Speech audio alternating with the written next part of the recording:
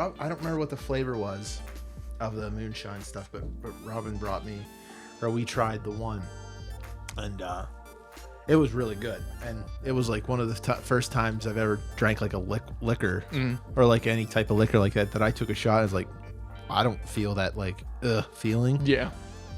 But there's some really good flavors in here. There's like, this one's candy cane. That one probably wouldn't be my favorite because that's like a peppermint thing. Yeah, I don't know how I'd feel about liquid peppermint. There's only one in here that I don't think, and it's this one. It's Irish cream, but it's like the look of it. Because look, man, that looks like paint. So I said it looks like whale semen. That's what I think it looks like. It looks like that or horse semen. If you've ever watched the Jackass movies, they make them drink that in one day, and that's exactly what it looks like. So like Robin looked at it and she's like, I don't think I'm gonna she got disgusted by it, and now that I'm staring at it, like that's what it looks like to me. Just so you know, right after I was like, it looks like paint, and like you looked at me, just the way you looked at me, it dawned on me what you were gonna say. Oh, you knew. So you knew. It was like, oh no, you knew like, I was going to talk about semen. Yeah, like man, there's some flavors. I'm excited. I think I'm going to keep this. If Robin's not going to drink the snozberry one, I'm going to keep this for when Matt's here, so the three of us can try it. Because I'm very pumped to try that. Yeah, if it's just blueberry, I'm going to be mad. Yeah, and you know me, the more liquor I get in me, the easier I talk. Because if not, I'm like, oh god, am I saying the right thing? You get nervous? Like, oh yeah. Do you still get nervous on here? I don't get nervous as much as I worry about. Like, I'm not worried about saying anything, but I'm worried about like. Usually when I talk, I pause a lot because I'm thinking while I'm talking. Yeah. Because I do like to actually form my thoughts correctly. So I worry that I'm going to get to a point and go, and then like really draw it out to where like and then I'm like, oh no, I've taken longer. Wait, actually think about what you're thinking about. Now you've taken even longer. Yeah. And then like, I just keep like looping. So if you ask Matt, he'll tell you our biggest struggle that like was the start when we first started was we said and we paused a lot. Yeah. Because we and then the fear of does like what am I gonna accidentally say the wrong thing? That haunted me a lot. Like we would do an episode, it would upload the next day, and I would like be terrified. I'd be listening to our episode just to only to find where did I fail? What bad thing did I say? But over time experience, you just I've kind of forgotten. I'm numb to the idea that if there's anything that's I've ever said to offend anyone that'll ever come back to bite me, at this point, I'll just wait for it to happen. Uh-oh. My cat's in the office. What's up, Binks? By the way, I called him Panther when I first came in because my girlfriend used to have a cat named Panther. UPMC is calling me. You've been in contact with somebody who's been in contact with COVID. Hello? Hello? Is Donna there? I think you have the wrong number. Oh. Bye. Well, nice to meet you, Donna. Donna. My name's Donna now. Will you do me a favor? Will you, if you can't, or I can sneak by. Close that door. Do you want me to get him out as well? Nah, I'll push him out. Go, Binks. Go, buddy. He's like, yeah, but you're in here. It's like, with Dad, I want to be in here. You close the door, and then they get curious about what's going on behind it. Well, that's what. So Banks, like, we figured it out that he does not like when he knows he can get somewhere. That's like then he's okay. But when he finds out that he can't get to somewhere he used to be able to, then he gets mad and he'll start like ripping at the door. Like I can see him underneath like the door in the shadow. I can see him ripping, like about to rip at the carpet because he wants in. But once we open the door and let him in, he's just gonna sit. He's just gonna be like, "What? What am I here for?" Like he's such a weird cat. But might as well start this. First episode of Pop Culture Unboxing of the new year of 2021. Yeah. Matt's not with us. No, it's sad. Dally asked me why he wasn't going to be here for this episode, and I don't know what he wants, what he's okay with me saying. I figured there's a privacy, family privacy thing. So nothing super bad, or well, It was a freak snowman accident. Yeah, like a They ran snowman out of ate snow him. and they tried. Jack Frost ate him. He's gone. Do you ever watch that movie, Jack Frost? The Michael I- Keaton. I saw the commercials for it and I looked at it and said, okay, I get what they're trying to do, but this looks so weird. And I just never watched it. I forgot that movie existed until that there's like a horror film called Jack Frost, and it's like a snowman and he kills people, and but then they like I thought, oh wow, I forgot Michael Keaton. He's played a lot of movies that I like. You He's ever my see favorite Batman. Yeah, he's gonna come back and play Batman supposedly. Really? Yeah, supposedly. Oh, is he going to do like the no. Batman Beyond because he's older now? No, I don't think so. I think so I think this is where it's so confusing with the DC timeline with what's going on with DC. Supposedly he was going to play Bruce Wayne in the Flashpoint, but now I think Affleck's come back to play Batman again. So he's just going to That do guy it. needs to make up his mind. I think it's because no one could decide whether or not they like the DC films. I think it's the true thing is like all these DC films are really bad. Like, or not. Well, yeah. Compared to what they're trying to compete with. Yeah, comparatively to what they've tried to do, they're not that good. Like Wonder Woman 89 blew me away. And the only thing, and I was really like, I didn't even really watch the film. But I watched the synopsis and like I watched some scenes of it, and I've realized that I've come to the conclusion that Wonder Woman 1984, I think is what it is. 84. Yeah, I think it's 1984. Or it's 1989. Look, I'm gonna Either way. say Wonder Woman rapes a man. That's what happens.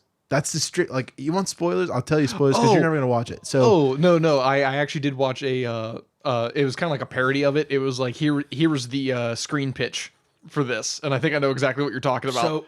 So I did my own research, and there's actually another YouTuber who I find very fascinating. He's a YouTuber who is Shadiversity, and what he is he goes over like medieval like sword fighting and all different, and he like kind of he's like an expert in that kind of stuff, sword fighting and everything. And it's so interesting to watch him talk about swords and talk about he'll analyze sword fight themes and try to see where's the fake, what would actually work in real life. But he made a whole video that the title was literally called Wonder Woman Rapes Someone. I was like, okay, so then yeah, I'm not the only one that feels this way. How it works is, you know how like in the trailers, have you seen? We showed you the trailers for it. You know? Yeah, I've seen the trailers. I have an idea of what the plot is and some of the things that happen along the way with the Wishing Stone and yeah. So Chris Pine plays Steve Trevor, which is her love interest from the first one. yeah. So where you would think is it's like a wishing stone. You can have whatever you want, and you know we have evidence that girl she becomes Cheetah. The like her whole body gets altered because of the stone. It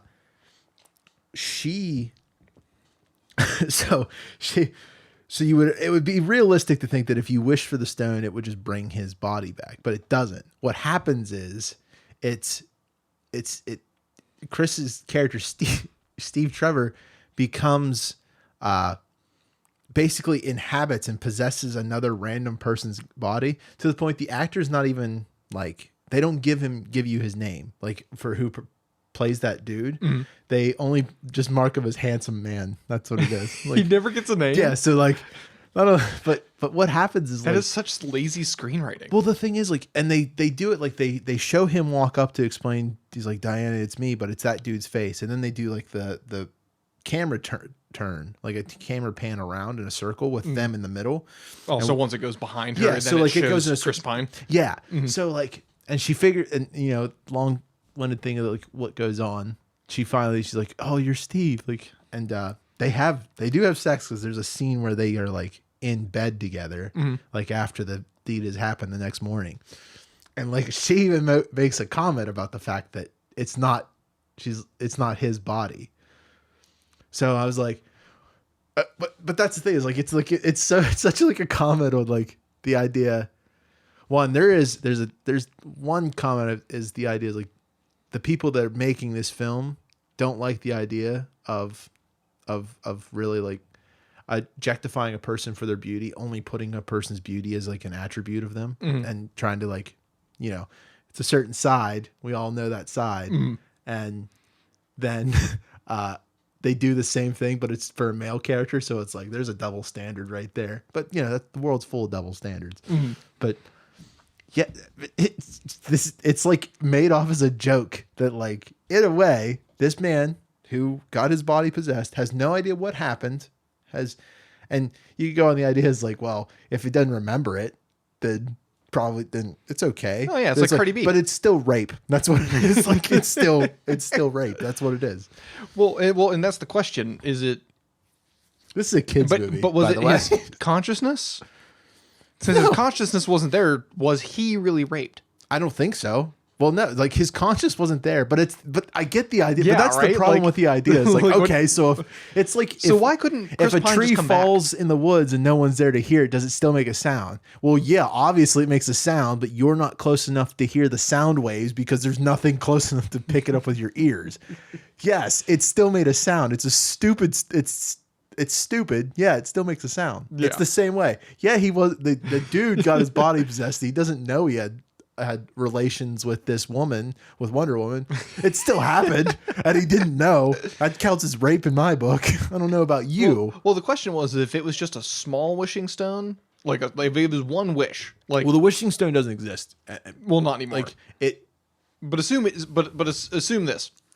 Assume that the guy, and this is probably one of the things that I noticed when they pull out a plot point. I don't need to see it to realize how bad of a plot point this is. Yeah. Like, if she never recants her wish, does he continue to possess this guy's body? And what happened to that guy?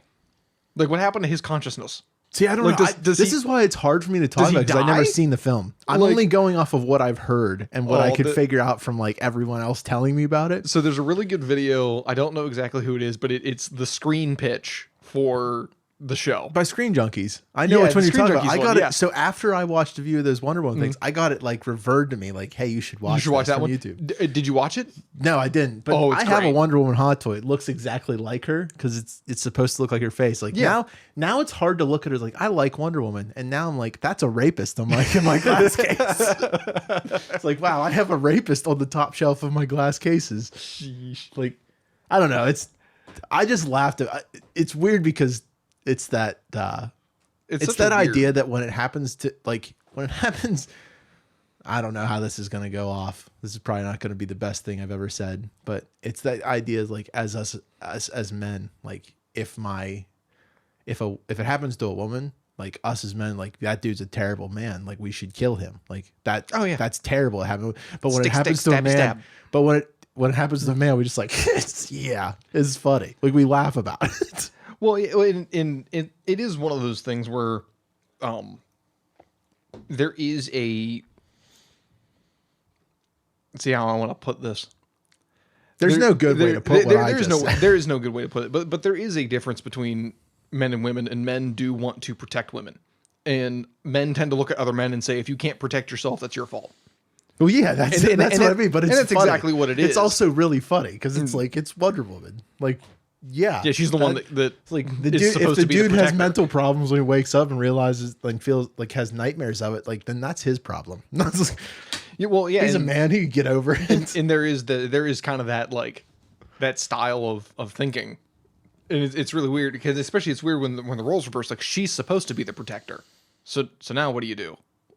It's She like, did protect that man. She in some way she did protect that man. But by what I- removing his consciousness before yeah, like she protected him from the terrible things. the terrible memories. I just want to see I want to see the film more now because it's bad. I've heard it's really You bad. just want to be able to like accurately pick it apart. I didn't have high expectations for it anyway, but I thought it's like first Wonder Woman was good. That Patty Jenkins, like the director, she knows how to make good films. It's very clear. Yeah. So I was like, why don't I just? I'm assuming it's going to be okay at least. I didn't know. Just went off the rails. Well, I think what happened, at least what I'm hearing happened from everyone else, is that they took where the original Wonder Woman took the ideas of like the equality and like women can do what men can do, stuff like that, and kind of and did it in a way that I guess felt like it wasn't being thrown down your throat. In this case, that's what they did. I guess. Oh, like yeah. it's in your throat. I don't know. Well, At and the that's same what- time, and that's who what's cares? frustrating. It's a film. Like I get it. Like I've also said, like I don't want. Well, the problem political is stuff that in my film, but the story suffers when you can tell that they're trying to tell you something specific, because you're no longer Yeah. telling a story. You're telling me your thought. And like, Yes. I don't want to hear your thought. I want to hear this story of like this individual. And like, that's part of one of the things where like The Last of Us 2 failed, is like very clearly it was, we have a message that we want you guys to hear, and that takes takes front stage over the actual story. which is weird because that game didn't technically fail because it got Game of the Year. And, I think that was one of those. well, it's like the Oscars. Well, The and it did sell well, and it was a very well put together game. Oh yeah, But it's one of those things that I was trying to say to somebody the other day. I can disagree with how you did it and still agree that you did something impressive. yeah. And I do think it's one of those things where like the story could have been better, but it did suffer because it didn't put the story in front of the thought that they wanted you to, like, they already had a lesson they wanted to teach you rather than telling a story. And I do believe that I bet most likely the people that, like the crew of that Last of Us probably deserved that award because they all worked really hard to make film, make a game what it is. I mean, It was super long. There was a ton of content to it. Are you familiar with what's going on with Cyberpunk right now? I know that people are very upset with it. So I play it on PC. I had it on console, didn't work, and finally I was like, I can't play this. So I got it on PC. Yeah, I did hear that there was a big it was pretty polarized that the consoles were pretty bad versus playing it on PC. It was great. Well, there's that. In comparison. The other side of it was that the only reviews that we got leading up to the game were on PC only. They didn't allow them. so They they didn't. never- They didn't allow them to see us to see the console versions. That's a red flag. Well, that's the red flag. And one of the leading members of CD Projekt Red said like it runs surprisingly well on consoles, and no, it doesn't. It's not surprised. Not surprised. Like it's bad. It's really bad. Well, did it come out for the Xbox One, PlayStation 4, and the next gen consoles? Yes.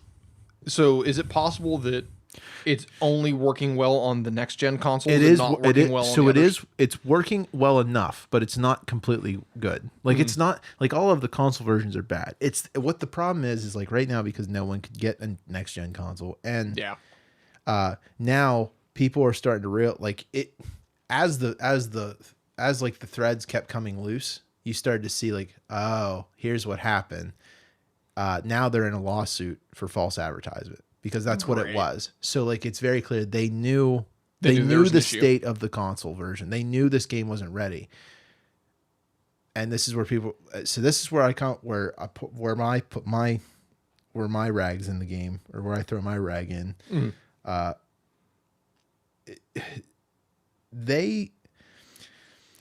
Us as gamers, like we got mad because the game kept being delayed. But this Yeah. is one of those cases where everyone's like, the game should have been delayed more. Like, okay, Yeah, but you were mad if it you're in did the get. catch-22. People were. I saw the comments on the Twitter thread when they first announced it back in like the beginning of November. I was like, okay, I saw your same Twitter threads. You guys were like, I'm not buying this game anymore. This game sucks.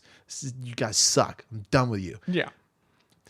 It's like You get okay. pressured from both sides. But also, here's the thing: is like CD Projekt Red, like if you play the game when it works, and this again, it's not the developer, it's not the people that put their elbow grease into making a game. It actually is pretty good. It's not as good as it could.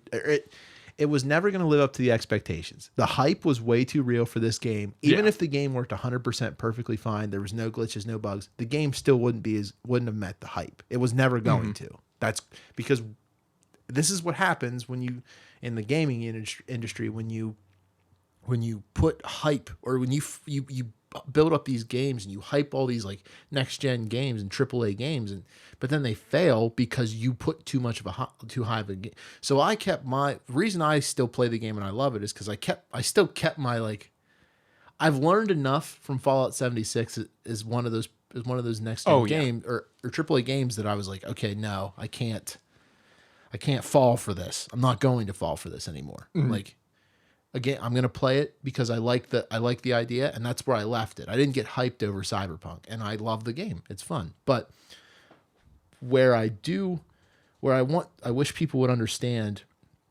is there's people like in any industry, like our company that we used to work for. Mm-hmm. We were not the higher ups. We didn't have to answer to investors. We didn't have to answer to anybody. We had a product and we worked hard to do it. So at the end of the day, like this game, there were people in the down who didn't get any say. They were just told to keep working, and a lot of them had to work very hard. There were pushes and mandatory overtime, and it was like people worked really hard for this game. Yeah. I understand that you can't play it right now, so don't buy it right now, but you should still give it support because there's people that worked hard on it, and that's their art. Yeah. And even though most of those artists probably didn't want it out the way it was, and nobody wants a game out. Like nobody wants a project half done. Like you don't you don't paint a painting half done. You don't do that. Like they finish it. It is no matter how long it takes. And that's what I think what most of those developers wanted. It's just CD Projekt Red had a lot going for them, and they had a lot of investors to answer to. And that's why this game came out, because they wanted that Christmas sale. And they sold a lot of units. Like they made their money back in just pre-orders. There was also something that somebody said this to me a long time ago, and it makes more sense the older I get. The more that a company hypes their product before release, they're trying to get their money back, because word of mouth will not carry them. Like when Horizon Zero Dawn came out, I was like, oh cool, it's robot dinosaurs and that's what I said. Cavemen. It was like, I'm fighting robot dinosaurs with a bow. That's not. And I was like, yeah. And then it was like, my brother got real big into it. He looked at it and said, I really want it. And he played like the first 20 minutes of it. And then I went out and bought it. Because all I needed was somebody that I knew to play it to say, hey, listen, this game was really good. Go play it. Yeah. And I go, oh, okay. Well, I mean, and that word of mouth will carry you, and Horizon Zero Dawn didn't run it down your throat. Now, it was one of those things where like there were advertisements for it, but it wasn't one of those things where like you were hearing about it everywhere. And I think that's exactly the problem. It's like Cyberpunk was so like rammed. They were like, well, we're not going to get word of mouth. We've got to get our money back on release day. The thing is, like Witcher 3 kind of helped. Like people already were excited for them. Like everyone put CD Projekt Red on a pedestal, on a very high pedestal, and there's no way like they couldn't get anything wrong, because even if they did one little thing wrong, it was going to be bad. So honestly, the fact that they even released the game is great. Like they're gonna fix it supposedly. If they do, they do. If they don't, they don't. I still think the game's worth it. It's a lot. It is a lot to handle, because I've gotten uncomfortable in the game at times, because like, as I think Matt and I have said about it on the podcast before, but we don't like the idea of like body horror, like taking what's like just cutting my arm off and replacing it with a metal arm means there's like internal stuff going on. And like there's like like USB cables that plug your phone into the computer so you can get the data. They do that out of their wrist. Like, but there's but I'm not supposed to talk about video games for too long, and I think we've already talked about it way too long for everyone's enjoyment. But I see this is where it's weird not having Matt here, because I go off with you. I can talk to you and ramble on forever. Yeah, Matt's really good at keeping like the jokes, which keeps me involved in like the topic we're talking about. Yeah, this is like the different styles of how I communicate with you and how I communicate with Matt. Not saying it's a bad thing. Obviously, I love Matt more than I love myself sometimes. I was going to say, one of the things that I worry about is, especially because I know the way that we talk, we'll get onto something and then we'll mention like a side note, but there'll be some kind of nuance in that side note that we want to mention, and then that side note becomes the conversation. Yeah, and then there's another side note, and then we jump like to a the tree. next There's one. one giant tree. We're following the branch, but then there's a bunch of mini branches, and we keep going on the other mini branches and never go back. Eventually, we're at an apple, and we're trying to figure out when we left the trunk. It's like, how do we get back up there? Other things, I guess. Because we have fans that want to hear things like our opinions on certain things. There are two things that we brought to the table, both of us, because your girlfriend actually came with this one is Soul. She Soul, yeah. messaged me out of the blue to ask me what I thought of Soul, or if we watched Soul and what we thought of it. And I had some, I mean, I had some opinions on the film. And what did you guys watch it together? Obviously, Yeah. So what did you think of it? My girlfriend got a couple of her friends were like, "You've got to watch this movie. You've got to watch this movie." And I got to the end of it, and of course my girlfriend's crying. Like, it's just one of those things where she's like, "It was so cute," and I was just like, "Eh." I'm like, it's a discount Inside Out that didn't really have a point. And like, it's kind of a, it's actually got some really funny jokes in it, but the plot really left something to desire. Like, the best character that I found was the barber, and like it's one of those things. There's a well, I'll just stay on this topic, but just know that there's a similar thing where there's a theatrical play that I cannot stand for this exact reason. There's a side character that I get more content or more context and understand that character more than the main characters through their bit side. So, okay. And I think we're going barber. to be on an agreement on this. Yeah. And the barber's like, "Hey, look, I joined the military and I wanted to be a veterinarian, and, my daughter got sick and I couldn't go to veterinarian school. So I started cutting hair. And then I realized that, I'm really good at it. And people come in every day and they look for me to help them with a problem that they have, and I can solve it. And that gives purpose in my life. So like, my dream was to deal with animals, but instead was to help animals. And now I'm realizing I'm helping people, even though it's just hair. Yeah. I found something that I'm helping people with, and that's purpose. And purpose is more important than my dream of being of my specific dream that I want to be. Like, he can still go help animals, but he realized that he actually he found purpose where he was. Yeah. And that's kind of where I was like, this, if it ends right, it's going to be great. But they just they had some strings that they had out, and then like, it was the kid in the kid that did the trombone. Like, she even comes back and goes, "No, I'm going to quit." And she's like, "You know what? No, I won't quit." And like, they could have ended it with him saying, "Hey, look, like, my dream is to go do this, but I realized I can do so much more teaching kids." Yeah. And like, they could have left it like that. And like, it's something that he could have had both. And that was a huge thing. They could have ended with, he's special and gets to have both. He gets to have his dream and he gets to have purpose. I thought that was what they were going to do. I thought that this was going to end with like him being like, yeah, he could follow that dream, but he found a purpose that is almost bigger than him, bigger than his the dream. And it's teaching and showing that because I thought the film was going to go off this tangent of like, music is so important for the soul to help a kid, like help us get like, I think that there's a lot of things in life that get hard, and music has pushed a lot of us through that. Like, helps push you through those problems. It can help. Music can be a benefit to you, and it can be a negative to you. And I thought that's what this film was going to go for, but it didn't. It didn't really go that way. But it's interesting you talked about the barber, because when I was getting to halfway through the film, it was starting to lose me, because I was like, okay, I don't know how I feel about this film. This is not what I expect. This is kind of not what I expected. It was losing me, but it was that barber section, because there was like a powerful message there, and yeah, there's like, yeah, he wanted to go be a vet, and he gave that dream up. Now, granted, he chose to be a barber because it made money, and he found that he can do it, so he needed to make money for that. So in one way, you could take that as like, because in a case for that guy had two different ways he could have taken it. He could have taken it as like miserably and be like, well, I'm stuck being a barber because I got to help my kid. And that's it. But like, it's a way that like, this guy was able to find that purpose. Like, he was able to take the cards that were dealt to him by life, and kind of find his purpose within it. And it's kind of, I thought that the movie at that point, I was like, well, this movie's starting to tell me, your purpose can be anything that you make it, but you've got to find enjoyment and realize that you've only, like, as far as we really truly know, fact, this is what we know, fact, this might be the only life we have. And your purpose is limited to what you make it to be, and you got to find it.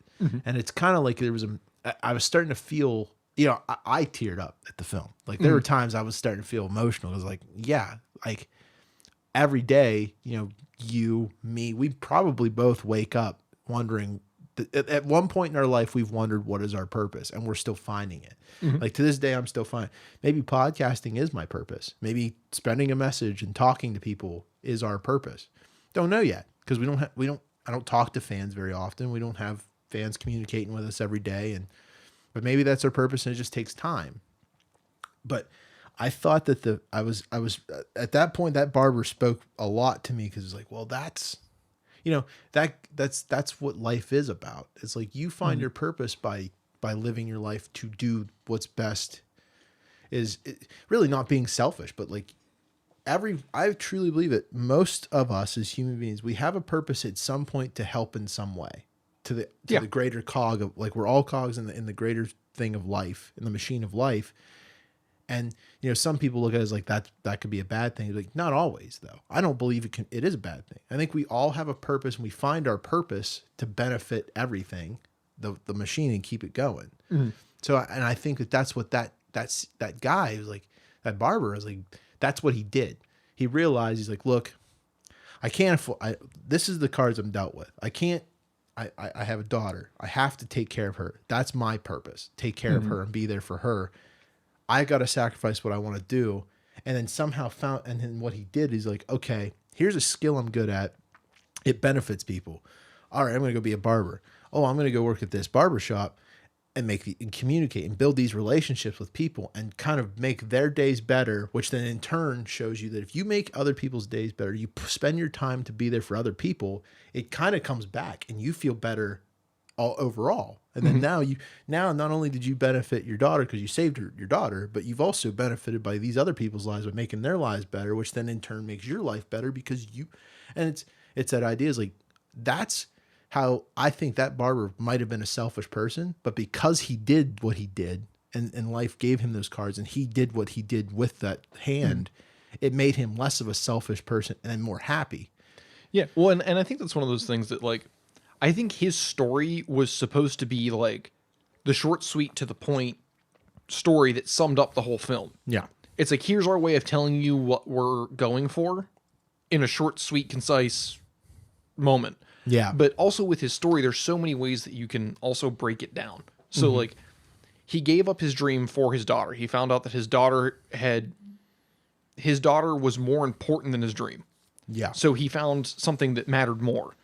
And then he also found that, and I think they make a point to say that, like, at first he was pretty mad that, like, he was doing hair, and then he realized that he was doing something good. And he's like, it's finding meaning where you are, and he's doing something meaningful. Like, he would also be doing something meaningful being a veterinarian, but he found something that was even more meaningful in helping his daughter. And then when he realized that he had purpose where he wasn't worried about specifically what he was doing.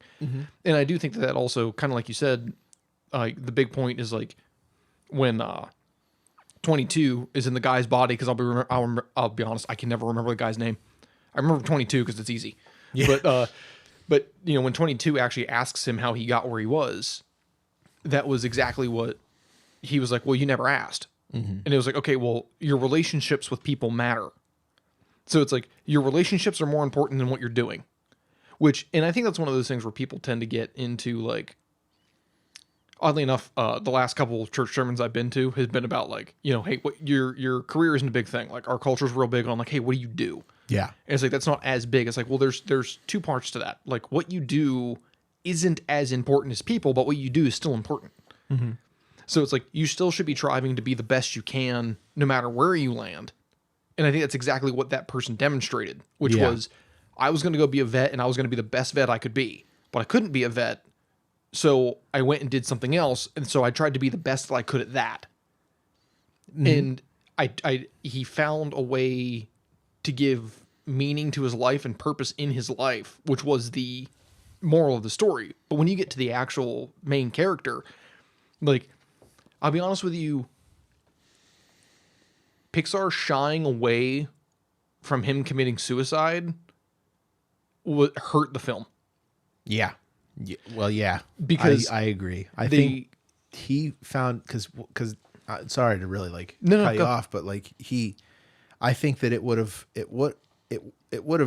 sweetened the lesson a little bit more because, he didn't like his life, but I think it's because of the idea they were trying to do the idea that life can end at any point, whether you're having a good life or not. Like whether, because he dies right after he gets his shot, and he's like, I'm not dying now because this is life has always been mean to me, or has always beat me down. It's like, yeah, but look, as we all say, life sucks, but it really depends how you're living it. It's how you handle situations. And yeah, his life sucked the whole way, and he finally had his chance, and it sucks. But that's not how life works. Life just doesn't like.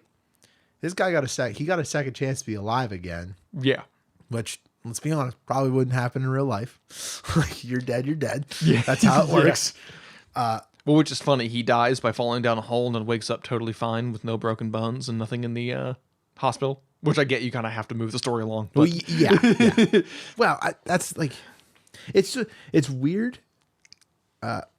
This film, at least from what I'm seeing other people's analysis of it, this film has affected everybody differently and had a different opinion. Everybody has had different opinions on different things in different parts of the film, which almost feels like it makes the movie a genius movie to me. Like it's a brilliant movie. They had a lot of good threads going. Yeah. And that was kind of the thing that like killed me about the ending is like what I wanted to see was, and there was a couple things, so I'm just going to give like one of my things I wanted to see. I wanted him to say, you know what? Spoilers if we talk about anything. Oh yeah, definitely spoilers. What I wanted to see at the end was I wanted him to say, you know what?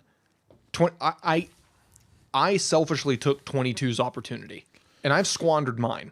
Yeah. 22 deserved this, and it was already my time. So, like, you could do it easy, and like, you don't have to do anything like huge, like make him hang himself. But like, you could have him go back to the hole and jump down the hole, and then him go give 22 the opportunity. Yeah. And then what would happen is on his way to they could do the same ending where they say, you know what? You giving up your shot, your second shot, we're going to give you another one. Yeah. And then he could come back, and then Lisa, who he should have been calling, I think should call him and say, hey, I'm pregnant. Yeah. And that would be 22. And now he would have purpose in his life, knowing that he would get to teach 22 again. Oh yeah. And that would be huge. I think, well, that's where I think it's also comes down to the fact that this film, at least in my opinion, the film because the film wasn't a theatrical release.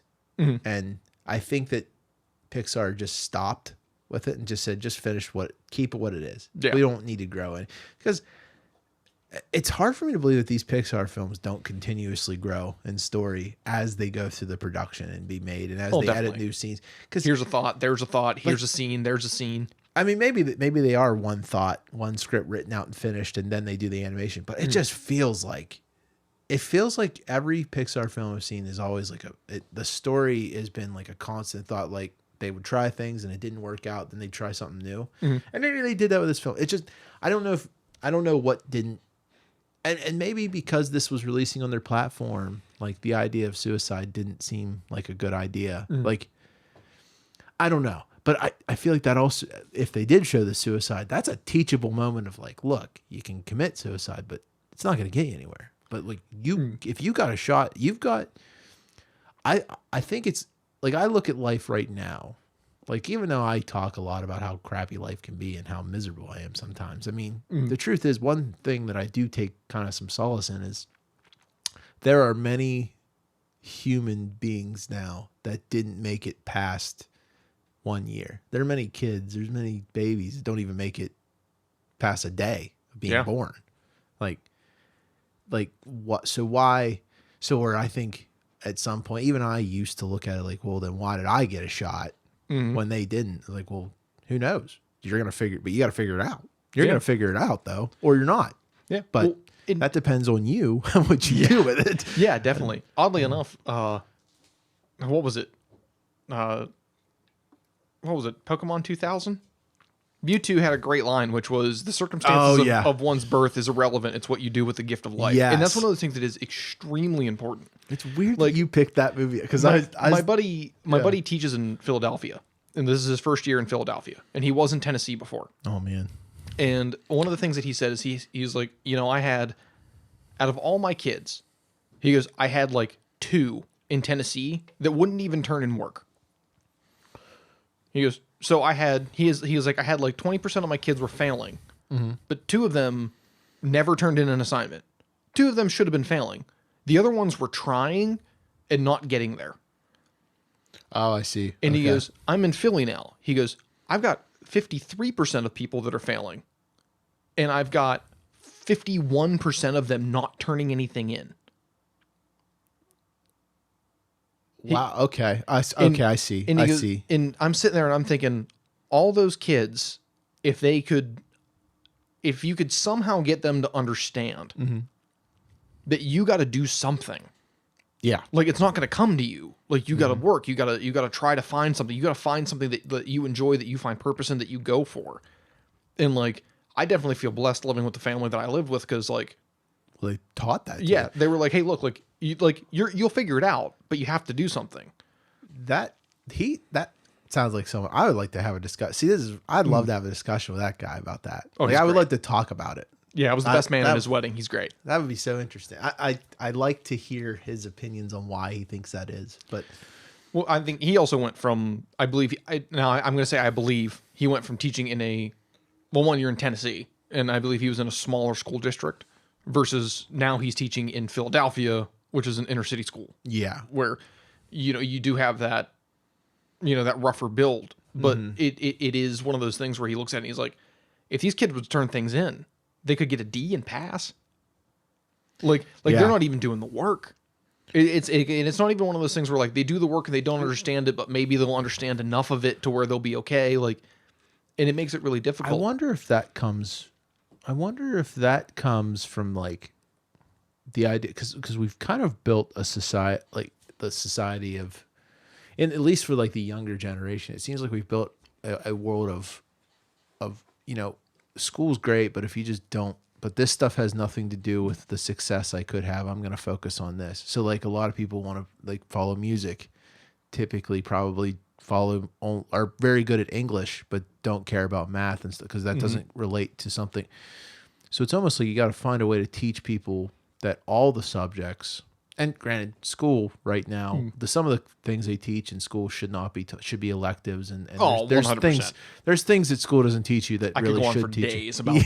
about education. I can't help but wonder if that has like a factor, if there's a way that you could kind of try to think about like, okay, what are you interested in? You're interested in music. Okay, well, here's how math can apply to that. But that might be harder than, I don't know. Well, and that's a huge But this thing. this is where we're going off on another. Yeah. We're not staying on the thread. We're going off on another twig. Yeah. Well, but I do think that does say something about the movie in itself, but it does kind of mirror life, where like you can get so caught up in your dreams that you never pay attention to the fact that like you could do something. You could be useful. Like, you could make the world a better place. It just might not be exactly what you wanted. And granted, I feel like at the ending that, like, they didn't, like, I feel like in the ending he didn't learn anything really. I can't really pick what he learned at the end, or what was learned to him. A huge deal. Other than the fact that like he learned that other people have problems too. You needed another scene. And I think they actually did. It was one of those things where, like I said, they had a bunch of good threads, like in the hall of like your life, and they're like, "Here, I'm going to inspire you through my life." And it's like, okay, he's sitting at home doing nothing, and like he's playing piano, and then he's just kind of moping around. Yeah, it's like they really set this thing up to where it was like, hey, look, like you could have done more with that time. Like you could have, kept your place clean. You could have, went and taught those kids. You could have done all these things, and they needed another scene at the end. I like to revise my one point from before, where, like the ending should have been him giving the Earth pass to 22. Yeah, it should have cut back to him on the piano and just have his hand drop, showing that he gave up his life Oh, for yeah. hers. So that way it's not anything like obscene. But then Well, what that's the needs other to thing. happen is the scene after that when he comes back, he needs to go back to it needs to show him going back to the club that night and then going back and setting up a lesson plan and then him going to the school the next morning. And then do like a quick little like it could be like 2 minutes where you just show him a couple days in that cycle of I get to go live my dream and I then get go to teach. and then I get to go have a purpose. So like he's special. He's like the barber didn't get to live his dream, but he still found purpose. But this guy is special because he gets to do both. And that's rare and that's lucky. I wish they kind of would have, and maybe they did, and I just didn't really pick it up. But like, there's how it begins is like he's trying to teach those kids, and they're not doing very good at playing music. So he tries to explain it by showing what happens in like a piano and like he's playing the piano, and they're not really getting it. Or so he's off the like. It almost feels like he's in this idea is like these kids don't care. Like why am I teaching? Why should I care? And then later we find out that there is one of those students that's learning from him in a way. But instead of that student talking to him when he's in the cat body, it's talking to 22 who's in his body. Yeah. So it's like he didn't really learn. Like there was a lesson that could have been, there was a plot thread or a lesson that could have been used. That could have been like a stepping stone to a bigger lesson. Yes. 100%. But they didn't do it. And I think it's, because they were kind of trapped with the idea of like 22 has like they're in separate rooms. Yeah. Which, I don't know. I don't write films either. Like I don't make anything that's that fascinating really when you think about it, but, or that like tells these types of deep stories. But I just feel like there was better ways. They just didn't do it. But as I said to your girlfriend, I like the film. I just had problems with it, which I think everyone. And I thought is that in every film. there was, I think there was something that they were trying to show, but it didn't come across well. And that's kind of the point you said. Like they're in two different rooms, and like he doesn't get to hear what she says. Like she doesn't get to see what happens. But like, it's also the point that like one of his old students is the, like deal maker, or not the deal maker, but the he's the one that's setting up the club. And he's like, like the old drummer, like his old student, one of his old students. And it's one of his old students. And it's one of those things where it's like, hey, look, your purpose was right there the whole time and you just didn't see it. You helped that kid get to another crazy dream. Like, and it was one of those things where I was like, oh, that's something that they can use, and they can use that with him and the kid that plays trombone at the same time to show it. But the way they ended it, it was like, you really don't know what made 22 go. Yeah. Like you didn't really find like what 22's interest was, her spark. Mm-hmm. But then at the same time, like, because it was so ambiguous, when he comes out, he's like, I'm just going to live my day. Yeah. Like day to day now. It's like, okay, but like, did you find your purpose? Because like the barber found his purpose. And that's why I'm watching you to see where you find your purpose. Yeah. And for you to realize, hey, look, even at 45 years old with no kids and no wife, I can find something to give my life meaning. Yeah. And that's exactly what the issue was, is they had these really good, like they set up all these really good threads, and like they pulled on some of them and they just left the rest of them hanging. And that's what makes it weird.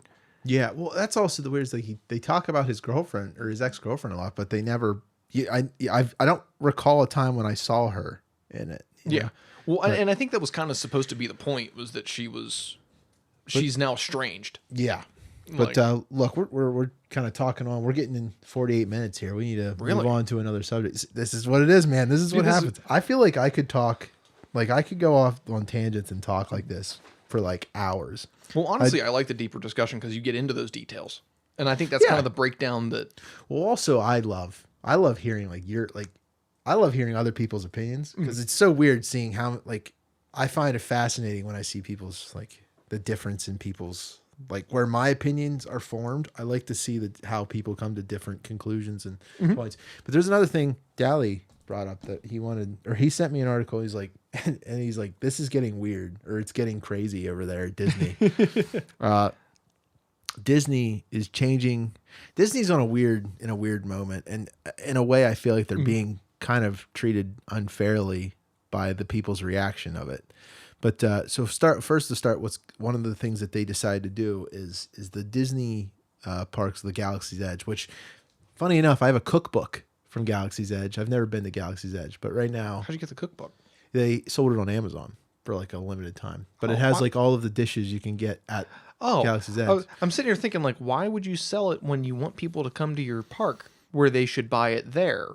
So it's the only place you can get Well, I it. think it was only a limited time. It's like everything Galaxy's Edge. Like there's that up there that action figure is because they closed down for COVID. That's an action figure you can only buy at Galaxy's Edge. But they okay, that makes sense. They That makes released them sense. in Target. But I think that's where this was actually bought from, Target.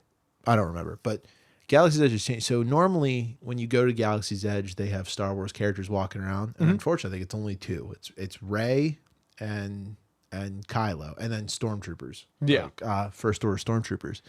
Well, they're changing that. Supposedly, they're taking them away, and they're gonna replace the characters that walk around with like the Mandalorian, Baby Yoda, Cara Dune, and Grief Karga, and all that, which makes sense because those characters are loved and they make money. Like that's the new thing. You want people. They're to the come most back. popular characters right now, which would make sense to put them out. Which I guess I kind of understand why the Disney parks do this, and they have only one, like a group of characters that are taking place at like a one time.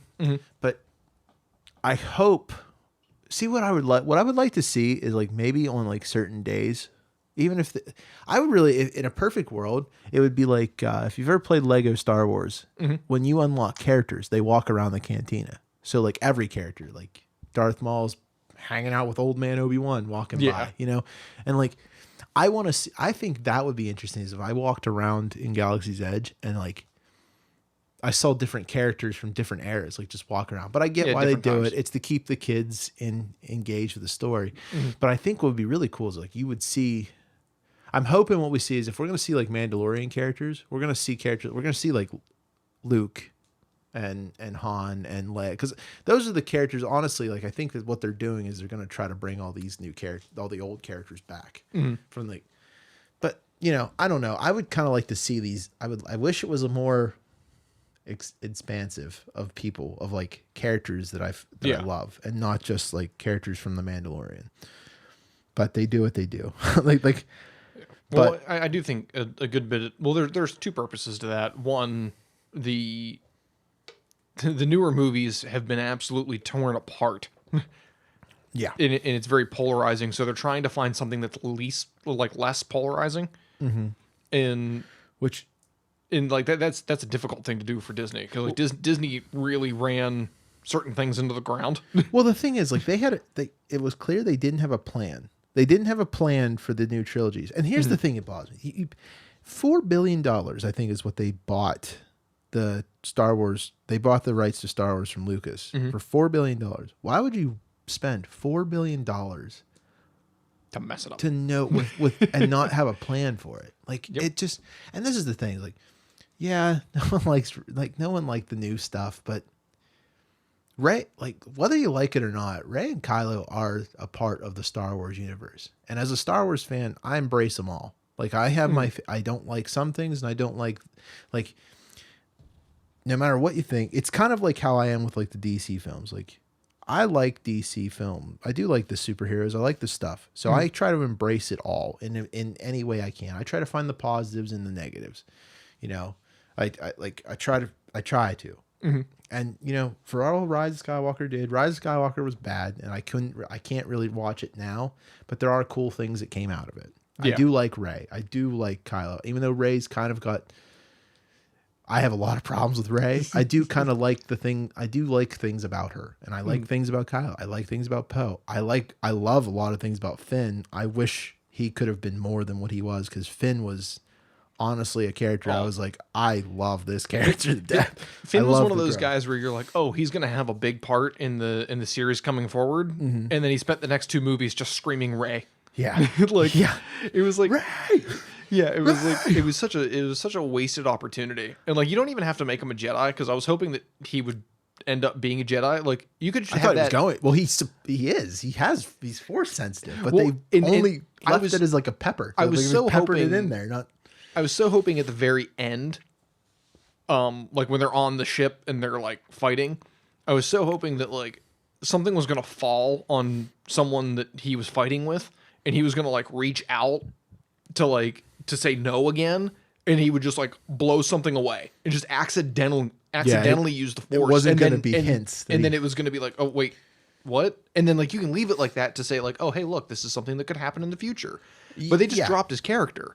Yeah. And it was just like, why? And same thing with Poe. They neutered Poe in the second movie, and he did nothing in the third. It was he like you became an idiot. Yeah, He's an idiot. it was like you built these really cool characters, and then you just dropped them. Well, yeah. So And they have potential. we And- have, but, but this is one of those things. Where like there's problems with. But this is, and I get it. Like that made Star Wars fans mad, and they're angry. I get it. And and what didn't help was that interview with Bob Iger in his book, where he said that Lucas felt betrayed with what they did with Star Wars. oh yeah, Like, this is a book you're writing about you.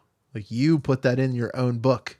Why? Are you like, how disconnected from people are you? But here's where there's also the thing is like, look, we got The Mandalorian, which is great. I love this. I love that show.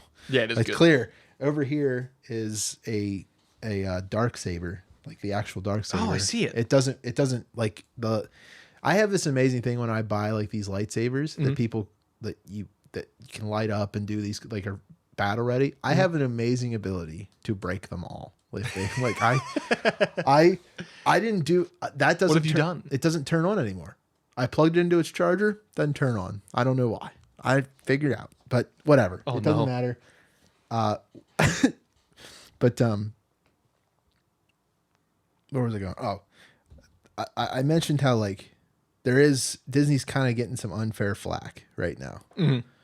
So yes, they've made bad things. They've done bad things. They've done terrible things to my universe, to my story, to my Star Wars. Yeah. But I love practically the thing that I have the most love for when it comes to pop culture and any is Star Wars. But right now, as of since this is coming out on a Thursday, this would have been 2 days ago. A new era has launched in Star Wars. They have started to launch something called the High Republic, which are books, comics, and it all takes place. We talked about it on the show before, but before a couple hundred years before the Phantom Menace, the first episode 1, and instantly so far we've only for when we're recording this now, it's been a day, less than about 24 hours have passed since these have released, and people are being unreasonably unfair about this. And it's honestly, it's all the same people. And I don't mean to I'm not trying to throw any shade or hatred towards people, but like a YouTube channel called the Yellow Flash or the Flash, and they deserve it. Clownfish TV. The comments they're making at some point seems like that. Like at one point, he acknowledges and makes the joke about these are SJWs making these stories. And yeah, you're right. Probably, that makes sense. It's what Disney has been doing. I doubt it. But like at one point, in one of his in the Yellow Flash's videos, he makes a comment about shows the profile character of one of these characters who is basically a heavy set Jedi, a fat Jedi, but is also a mechanic. And he's like, that's plus sized. yeah, so he's making it. Well, yeah. But he's making jokes. He's like, these are so stupid. It's gonna be bad. I was just like, you haven't even read. Have you read this? Like, have you read it? Because the thing is, like, these are. Look, it's I guess it's coming off the idea is like there can't be fat Jedi. Like, why can't there? Why can't there? Yeah. What does it matter? What does it matter? Well, it's Star. You're getting more stories in Star Wars, and I get people are saying it's like, well, they're rewriting the past. It's like, but are they really? Do we really know what they're rewriting? Do we know what they're gonna do? We're one book in, and there's 4 different books, but they're all the first start to whatever this High Republic era story is gonna be. Yeah. We don't know yet. And yes, you can say this book was bad because I didn't feel it, and that's fine. You can say bad, but don't write it off yet. Like, don't just completely actually read it. Yeah, if you did read it and you didn't like it, then just say like, I didn't like this book. But look, whether you like it or not, sometimes in a business, you got to do what's best to sell the books for people, to make people. And sometimes people like feeling like they have overweight. So being overweight is a you problem. If you're overweight, it's you. That's your problem. You need to work on it. But if you're happy with it, then be happy. I'm not going to tell you what you can and can't do. That's your choice. You have the freedom to do whatever you want. And if there's a fat Jedi that they identify with, great, whatever. But the thing is, like, it feels like people are attacking these books, and I haven't read them yet, so I don't know if they're good or bad. I'll tell you what I think, but I feel like there's a way, like, some people are instantly attacking these books without even giving them a chance, it seems like, or even a chance on what the hell the story's going to be. Like, we don't know. Yeah. I don't know. Well, and that's a maybe I'm huge just thing. being a hypocrite or something with how I feel, but I feel like I feel like there has not enough time has passed for all of us, for us. Like, the one thing they were making the joke, they were making they made a comment was like, well, Disney's faking the sales, because how it is like they sold the comics to the stores, so Disney made a profit. Now the store has to sell them. If they don't sell, well, that's on the store. I was like, it's a business. Yeah. I mean, that's the part. I don't know the what store had the store didn't buy it thinking that it wouldn't sell. Yeah, I mean, I don't know. Exactly. I don't know. I mean, Disney at the end of the day is a business. Yeah. They're doing what they have to do to sell books. And I think the big thing is like, and I catch myself doing this as well. And people get into camps where, like, my girlfriend came up to me one day and she's like, I bought I bought this soap where you put tablets in it, and instead of reusing a bunch of bottles, like, you keep the same bottle and you get a new tablet, you put water into it, and now you have soap. And my first reaction was like, stupid, like, yeah, like why is this here? Like, you're just here, it's not a big deal. Like, and then, like, right afterwards I went, wait a second, you're being unreasonable. yeah, This is something that's good. You're reducing plastic, and I can buy it and help someone do something good. Great, I'll do it. Okay, so that's a way, I guess you could say. I was gonna say, is like, well, this is a little bit different, but and I think what's happening is it's the same thing. Is like Disney has gone down this, like, politically correct SJW road, as to where anytime they put out a diverse character now, they think it's because they're going to start pandering to that group.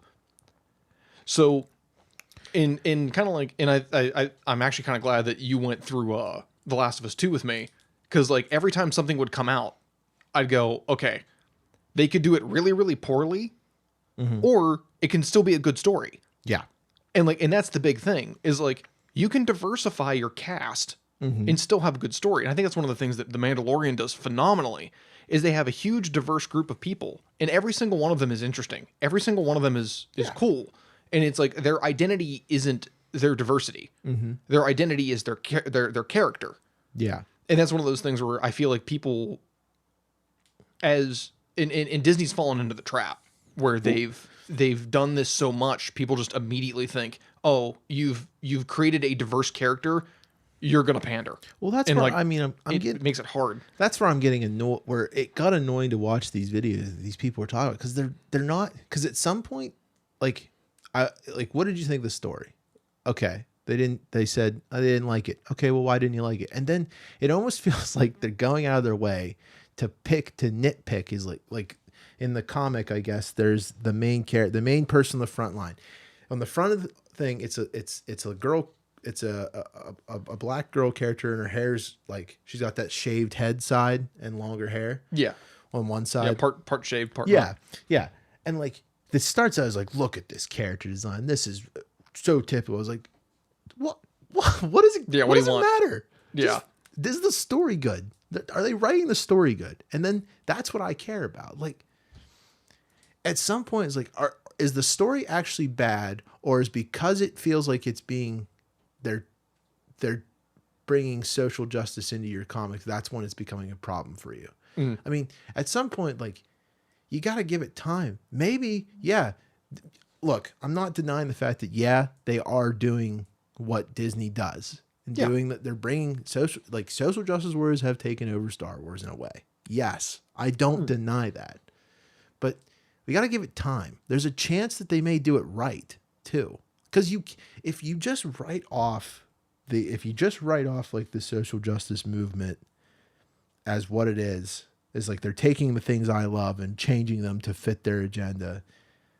Look, we do that all the time.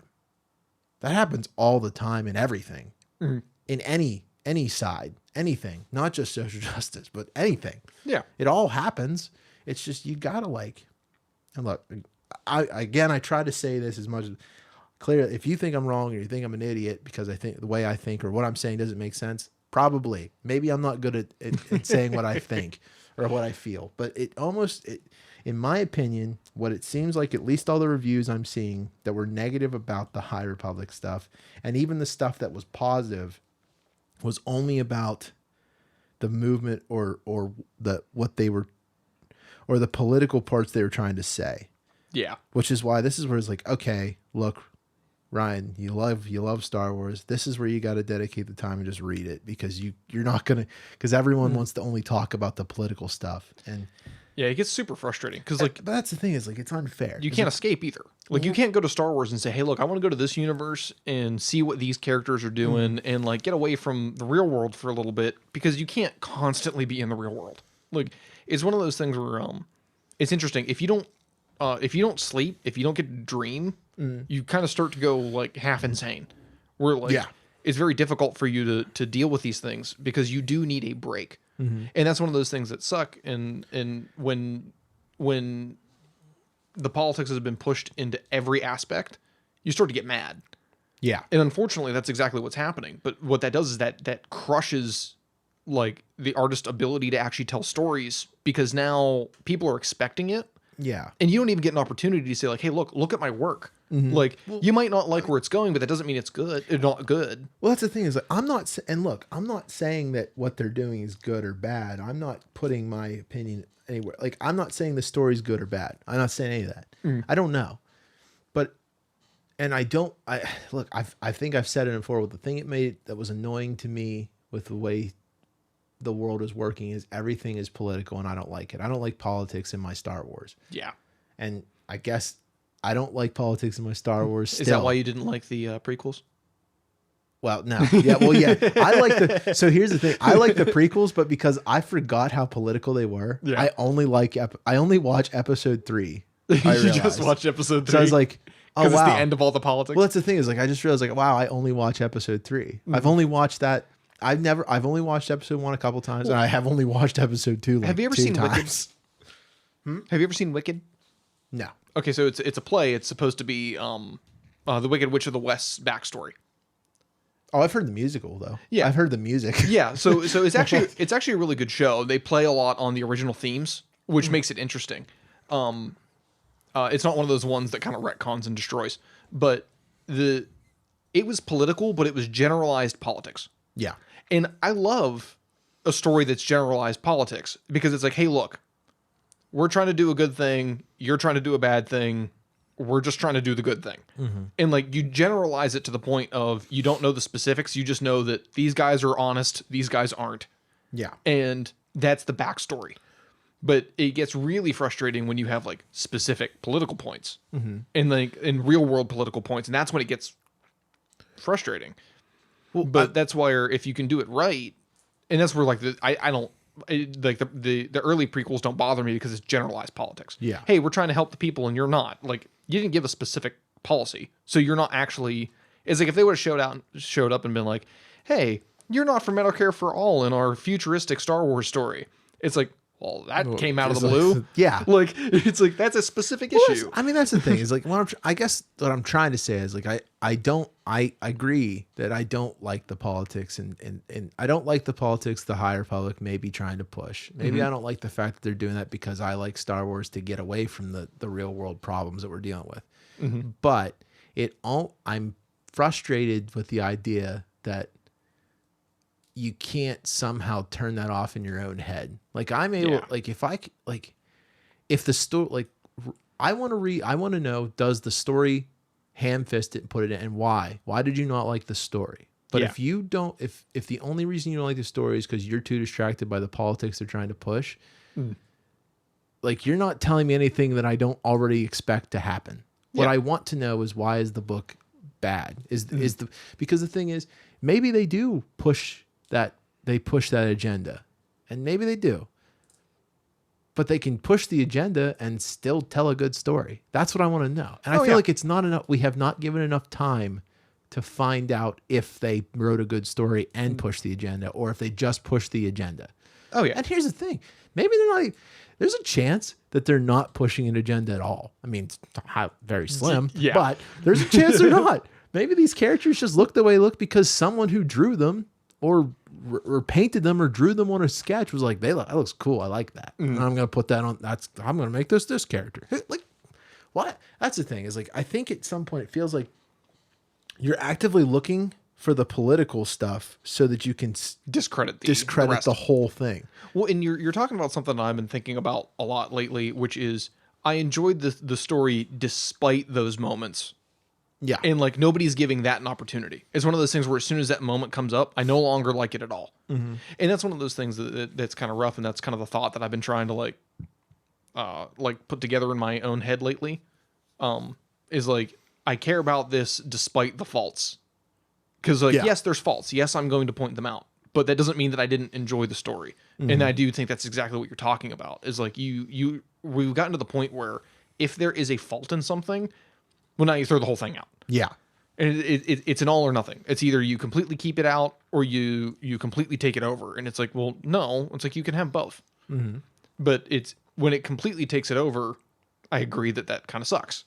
It's like, but you can still, like you said, it's just tell a good story. And despite the fact that you put stuff in there that I disagree with and things that annoy me, I can still like it. Yeah. Well, look, we're at an hour and 11 minutes in this whole recording now. Granted, some of that was just, random talking and bullcrap talking, but Matt's got to edit this, and I don't want to,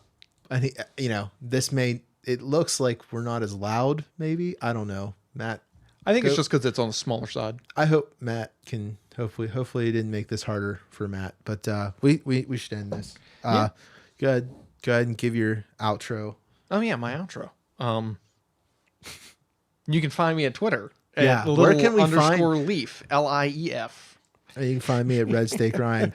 Everyone, fans, thank you so much for listening to this episode of Pop Culture Unboxing, and I hope you found enjoyment. I hope you're doing well. I think we both can agree that hopefully the sun's starting to come up in this dark chapter of all of our lives and all of the world, and just do well. Get out there and smash it, man. Kick it. Beat it with a stick. Win this life. Win the day. Do what Soul was trying to tell you to do and find purpose no matter where you're at. Yeah. And life's hard. Don't let it get to you. Life can be hard, but it just depends how you live it and how you look at everything. But thanks for listening. Bye. Have fun.